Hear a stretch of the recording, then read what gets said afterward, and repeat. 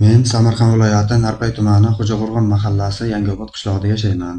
Meni 2025-yil 20-fevral sanasida o'z uyimdan sobiq qaynakalarim tomonidan 3-4 kishi bo'lib kelib, eshik derazalarimni sindirib, meni uydan chiqarib, zo'rlik bilan urib, do'pposlab, kuchishlatib, qo'ni-qo'shnilarimning qarshiligiga qaramasdan, oila a'zolarimning qarshiligiga qaramasdan, o'zlari kelgan mashinasida olib ketishdi va o'zlarini uyiga olib borib, yana shu holatda urib, qo'rqitib, pichoq bilan tahdid qilib, arqon bilan osib, meni behush holatga keltirib, tuman poliklinika, Chakalak nomli poliklinikasiga tushganman. U yerda yotganimda bir kun, 2 kun mobaynida reanimatsiyada yotganman, behush holatda. Keyin 10-15 kun mobaynida davolanib chiqdim.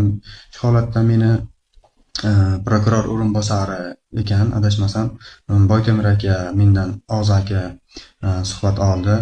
Meni ishim bo'yicha Jaloliddin aka ismli kishi tergov olib borayotgan ekan. Unga murojaat qilib, meni ishim bo'yicha qanday ish olib borilyapti deganimda, u seni ishingni Sherbek, meni yordamchim Sherbek olib boryapti dedi. Sherbek akaga telefon qilsak, hech qanaqa bir ijobiy gap gapirmaydi, faqat tergov olib borilyapti dedi. Shunda ham hamma narsa ochiqchasiga, qo'ni-qo'shnilar ko'rgan hamma narsa oydinlik bilan bo'lib turibdi. Lekin aybdorlarga